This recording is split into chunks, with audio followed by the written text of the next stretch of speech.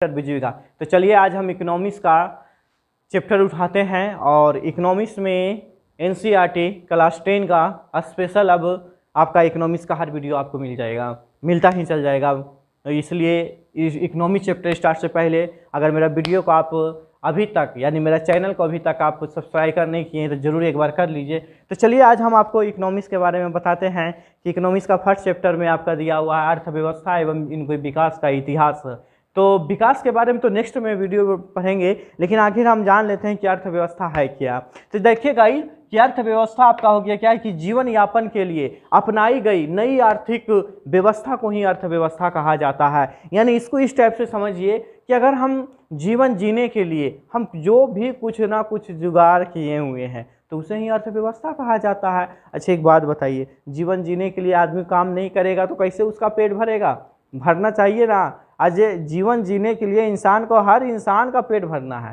पहले देखिए इसका 3 जरूरी है जीवन जीने के लिए। इंसान जीवन क्यों जीता है, ठीक है, इंसान का जो है जुगाड़ क्यों होता है, इसके क्या रीजन है, इसका 3 पीछे रीजन है। पहले नंबर, अगर इंसान कमाएगा नहीं तो भोजन उसको नहीं मिलेगा और हर इंसान को भोजन जरूरी है। उसके बाद फिर दूसरा आपका आ गया कपड़ा जरूरी है और तीसरा आपका आ गया मकान जरूरी है। यानी भोजन, कपड़ा, मकान बहुत हर इंसान को जरूरी था। तो उसे पूरा करने के लिए हर इंसान क्या करता है, जैसे टीचर है अपना जुगाड़ में लगा हुआ है, बच्चों को पढ़ा रहा है, या बिजनेस में कोई किया हुआ है अपना बिजनेस छोटा सा किया हुआ अपना जुगाड़।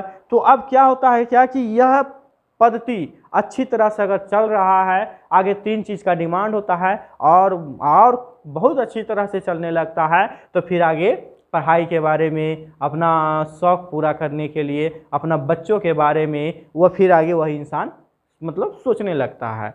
अब यही अर्थव्यवस्था आपको कहलाता है, ठीक है। अब देखिए अर्थव्यवस्था की अगर हम बात करते हैं कि अर्थव्यवस्था के प्रकार अगर आपको बताया जाता है तो उत्पादन के साधनों के अस्तित्व के आधार पर अर्थव्यवस्था कितने प्रकार के होते हैं यह समझने के आगे प्रयास कीजिए कि अर्थव्यवस्था का जो काइंड होता है वह 3 प्रकार का होता है। कौन कौन होता है? तो फर्स्ट में आपका होता है पूंजी अर्थव्यवस्था, और सेकेंड में आपका होता है समाजवादी अर्थव्यवस्था, और तीसरा आपका अर्थव्यवस्था है वह आपको मिश्रित अर्थव्यवस्था है।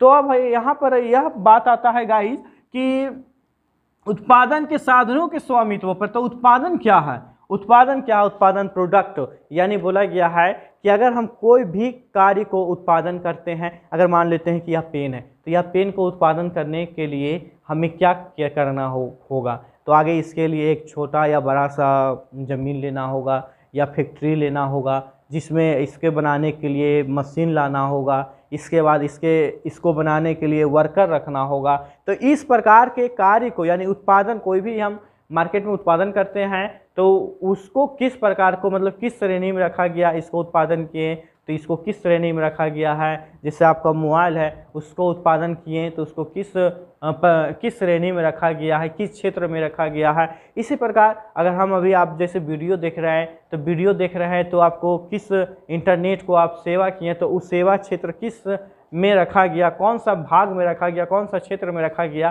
तो अब यह हम जानने की कोशिश करते हैं। तो यह 3 प्रकार का होता है। तो 3 प्रकार का होता है पूंजीवादी अर्थव्यवस्था, समाजवादी अर्थव्यवस्था, मिश्रित अर्थव्यवस्था। अब देखिए पूंजीवादी अर्थव्यवस्था क्या है इसके बारे में हम समझने की कोशिश करते हैं कि आखिर यह पूंजीवादी अर्थव्यवस्था क्या है। तो यहाँ पर समझिएगा कि ये पूंजीवादी अर्थव्यवस्था आर्थिक व्यवस्था का वह रूप जिसमें उत्पादन के साधनों एवं संपत्ति पर निजी व्यक्ति या निजी संस्था का हाथ रहता है, तो उसे हम लोग पूंजी अर्थव्यवस्था कहते हैं। यानी निजी व्यक्ति का हाथ होना चाहिए। इसको देखिए मतलब आप अपने भाषा में भी समझ सकते हैं कि वह पूंजीवादी यानी वह व्यवस्था जो मतलब निजी आदमी करता है, यानी निजी आदमियों को, जैसे अगर हम बात करते हैं कि जैसे इसी का हम लेते हैं पेन का ही, कि इसको बनाने में एक पर्सनल व्यक्ति का तो हाथ है, यानी कोई भी कारखाना का मालिक हुआ होगा तो एक हुआ होगा, ठीक है। इसके बाद देखिए अगर इसको बनाने की बात करते हैं तो यह आपको बनाने के लिए इसका वर्कर की ज़रूरत हुआ होगा, इसका मशीन लगाया होगा, इसके बाद इसको ज़मीन की ज़रूरत हुआ होगा। तो इसको बनाने के लिए यानी निजी हाथों का यह हो गया, ठीक है। यानी निजी ये आपका हो गया, जैसे जितने भी प्राइवेट सेक्टर है, ठीक है, प्राइवेट सेक्टर है सभी निजी कंपनियों के हाथों में है, ठीक है। यानी कोई ना कोई इसका पर्सनल मालिक होता है, ठीक है। जैसे अगर आप बात किया जाता है कि मान लेते हैं कि जियो, तो जियो का मालिक तो अभी कौन है तो आप लोग जान ही रहे हैं, कि जियो का चल रहा है तो वह कौन सा हो गया, रिलायंस भी अब सुन रहे हैं खरीद लिया है। तो चलिए वह तो बात की बात है। तो अब यहाँ पर कोई भी याद रखना है कि आप बिजनेस करते हैं या आप इस प्रोडक्ट किए तो इसको आप प्रोडक्ट दिए तो अब इसको हम क्या करेंगे, बेचेंगे मार्केट में।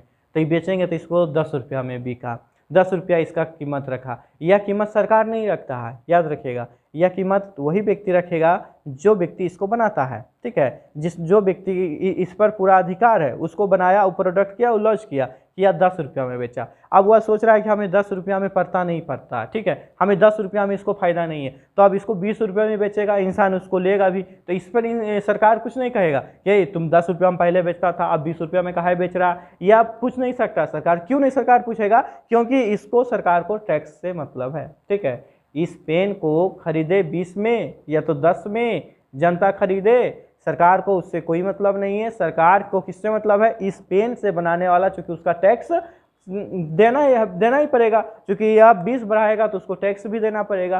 तो इस तरह की कंपनी को हम लोग कहते हैं पूंजीवादी को कंपनी को बुलाया जाता है स्वतंत्र, ठीक है। याद रखिएगा कि स्वतंत्र अर्थव्यवस्था भी पूंजी अर्थव्यवस्था को कहा गया, यानी पूंजीवादी अर्थव्यवस्था को कहा गया है। इसके बाद फिर आपको याद रखिए कि अधिकार यानी अधिकतर देश जो भी है वो पूंजीवादी अर्थव्यवस्था ही अपनाया हुआ है। तो अधिकतर देश, देखिए देश हो गया। अर्थव्यवस्था की अगर हम बात करते हैं, तो अर्थव्यवस्था जो है से पूरे विश्व की अगर बात करते हैं तो 2 खेमों में बटा हुआ है, एक विकसित है, दूसरा विकासशील है। तो जितने भी विकसित देश हुए, ठीक है, आज तक वह कौन सा, याद रखिएगा, वह कौन सा अर्थव्यवस्था अपनाया हुआ है? तो वह पूंजीवादी अर्थव्यवस्था अपनाया हुआ है जी। जितने भी विकसित देश हुए हैं वह कौन सा अपनाया हुआ है? तो पूंजीवादी अर्थव्यवस्था अपनाया है। एग्जाम्पल में हम बात करते हैं, आपको अमेरिका हो गया, ब्रिटेन हो गया, जापान हो गया, कनाडा हो गया, और भी बहुत सारा देश है जो कौन सा देश, मतलब कौन सा आपका याद रखना है, कौन सा अर्थव्यवस्था अपनाया है? तो पूंजीवादी अर्थव्यवस्था अपनाया है। इसके बाद हम आपको चलते हैं, ये आप कंप्लीट हो गए, अब चलते हैं समाजवादी अर्थव्यवस्था में। तो इसका याद रखना है कि समाजवादी अर्थव्यवस्था वह अर्थव्यवस्था है जिसमें सरकार का भी अधिकार हो, राज्य का भी अधिकार हो, यानी केंद्र और राज्य का अधिकार होता हो, तो उसे हम लोग क्या कहेंगे? समाजवादी अर्थव्यवस्था। एग्जाम्पल में समझिए, जैसे आप देखिए यहाँ पर हो गया आपका रेलवे, जैसे यहाँ इंडिया का रेलवे क्या हो गया, आप किसके हाथ में है जी? राज्य सरकार का हाथ में है, केंद्र सरकार के हाथ में है। तो वह क्या हो गया आपका? केंद्र सरकार के हाथ में रेलवे, तो वह क्या हो गया आपका? किसके श्रेणी में आ गया? समाजवादी अर्थव्यवस्था के मतलब श्रेणी में आ गया, ठीक है। तो समझ गए, जो प्राइवेट यानी जो व्यक्ति अपना पर्सनल करेगा तो इसको इसमें रख देंगे, और जो सरकार का नेतृत्व में रहेगा इसको रख देंगे। और कभी कभी ऐसा होता है कि व्यक्ति भी रहता है और सरकार का भी हाथ रहता है, उसी को कहते हैं मिश्र अर्थव्यवस्था। जैसे यहाँ पर समझिएगा, जैसे मिश्र अर्थव्यवस्था किसे कहते हैं? तो यहाँ पर देखिए, उत्पादन के साधनों पर सरकार और निजी उद्यमी दोनों का हाथ होना चाहिए, तो उसे ही हम लोग मिश्रित अर्थव्यवस्था कहते हैं। समझ गए? फिर से एक बार समझने का प्रयास कीजिएगा। इसमें हो गया पर्सनल व्यक्ति का, इसमें हो गया सरकार का, और इसमें दोनों का, व्यक्ति का भी और सरकार का भी, तो क्या हो गया? मिश्रित अर्थव्यवस्था।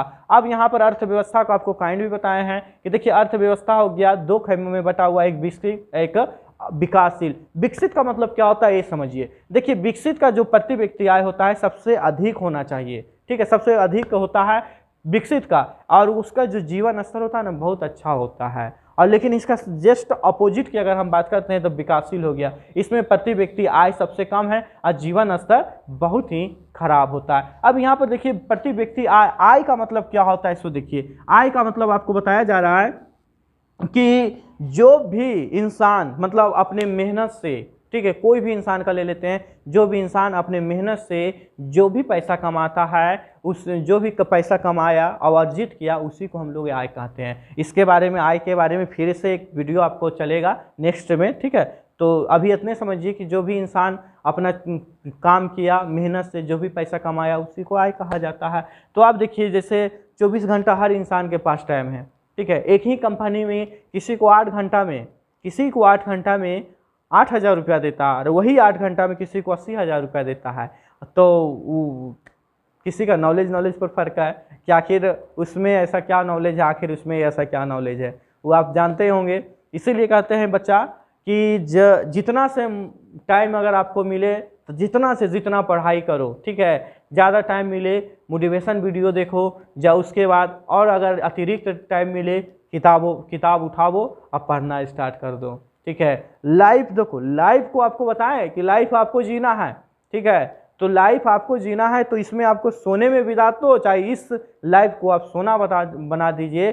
चॉइस योर हैंड, यानी चूज आप अपना हाथों में कीजिएगा, यह फैसला आपका नेतृत्व में होगा, ठीक है। तो जो व्यक्ति अच्छा, मतलब यहाँ पर समझिए कि विकासशील, जो व्यक्ति का अच्छा आय रहता है वह व्यक्ति, जो व्यक्ति का आय कम रहेगा वह व्यक्ति खराब, मतलब उसका जीवन स्तर कम रहेगा। एग्जाम्पल में देखिए समझिए इसका कि जैसे अच्छा व्यक्ति अगर मान लेते हैं कि मुझे एक BMW कार लेने की मन चाहा, तो आप देखेंगे कि मन चाहा तो अब BMW कार लेने से तो होगा नहीं ना, उसके लिए अच्छा खासा अमाउंट की ज़रूरत होती है। अब उतना देखेंगे अब पैसा है ये नहीं है, तो लास्ट में क्या करेंगे, सुरुजी ले लेंगे, अल्टो ले लेंगे, जीवन। तो यहाँ पर क्या हो गया, जीवन को मानना पड़ा, ठीक है। यानी हम अपने जो मन है, हम मन को क्या कर दिए, दबा दिए। क्यों दबा दिए, अब यहाँ पर लोगों को कहने लगे तरीके, अब BMW में बैठें या तो अल्टो में बैठें, पहुँचना तो हमको वहीं 1 घंटा में है, दोनों कारें हैं, 4 चक्का इसमें भी है, 4 चक्का इसमें, लेकिन नहीं, उसमें बैठने के बाद और इसमें बैठने के बाद बहुत डिफरेंट है। कभी आप बैठिएगा पता चल जाएगा, ठीक है। अब यहाँ पर बात करते हैं, चलिए अब टॉपिक आइए अर्थव्यवस्था का क्षेत्र, कि अर्थव्यवस्था कितने क्षेत्रों में बांटा गया है। देखिए यहाँ पर उत्पादन के साधन हुआ, ठीक है, याद रखिएगा। यहाँ अर्थव्यवस्था का क्षेत्र है, या दोनों एक ही मत मिला दीजिएगा। अर्थव्यवस्था का क्षेत्र पूछा जाएगा तो 3 क्षेत्र बताइएगा, प्राथमिक क्षेत्र, द्वितीय क्षेत्र और तृतीय क्षेत्र। याद रखिएगा प्राथमिक क्षेत्र जो होता है वह कृषि एवं सहायक क्षेत्र को माना गया है।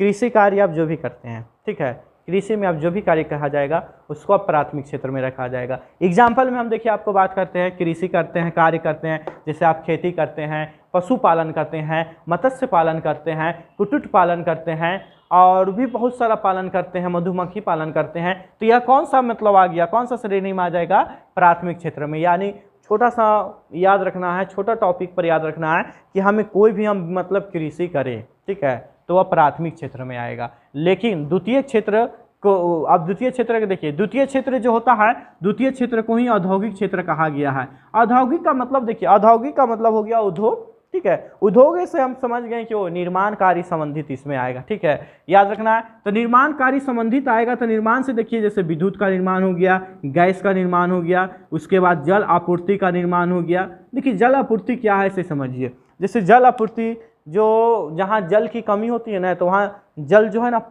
टाइम से आता है, नल लगाया जाता है, तो वो आपका आ जाएगा द्वितीय क्षेत्र में, ठीक है। अब देखिए जल आ गया कि जैसे 10 बजे जल आपको आने वाला है, तो लोगों की लंबी कतार देखिएगा, तो जल का मतलब बाल्टी लेकर वेट कर रहा है कि जल आएगा, तो एक दूसरे से मतलब भरते हैं। हम एक बार कलकत्ता गए थे, तो वहाँ पानी के लिए, जैसे हम बिहार से अभी हैं, तो हम बिहार से हैं, तो हम कलकत्ता गए, तो कलकत्ता में जब देखे एकाएक पानी के लिए लोग बाल्टी पर लगाया हुआ है, तो हम लोगों से पूछे यह क्या है, तो बोला पानी पीने के लिए यह लगाया हुआ। तो यहाँ पानी पीना, जैसे कलकत्ता में अगर आप जाइएगा ना, तो पानी पीने के लिए लोग लाइन लगाना पड़ता है वहाँ, और नहाने के लिए पानी अलग होना चाहिए। हम तो बिहार वाला आदमी है, सब कार्य एक ही चापाकल से करते हैं। तो वहाँ क्या हो गया, जल स्तर थोड़ा नीचा है, इसीलिए वहाँ जल आपूर्ति की अभाव है। तो यह आपका क्या हो गया, द्वितीय क्षेत्र, समझ गए। इसके बाद हम आते हैं तृतीय क्षेत्र, या तृतीय क्षेत्र को ही सेवा क्षेत्र कहा गया है, याद रखिएगा। अब देखिए बात समझिए कि तृतीय क्षेत्र को ही सेवा क्षेत्र, तो जितना भी सेवा का क्षेत्र आएगा, सेवा का कार्य आएगा, तो यह उसको आपको तृतीय क्षेत्र में रखा जाएगा। एग्जाम्पल में आपका हो गया परिवहन। परिवहन का मतलब हो गया कि आप कहीं जाते हैं, कहीं से आते हैं, तो आपको सेवा करता है। जैसे आप कौन सा किए, जैसे बस किए, टेम्पो किए, तो आपको बेचारा उठा के एक जगह से दूसरी जगह लेके गया, हवाई जहाज़ से गए, तो ये आपका हो गया परिवहन क्षेत्र। संचार का क्षेत्र हो गया, व्यापार हो गया, बैंकिंग हो गया, बीमा हो गया, तो ये सब आपको किस क्षेत्र में आ जाएगा, सेवा क्षेत्र में आ जाएगा। तो बच्चों आज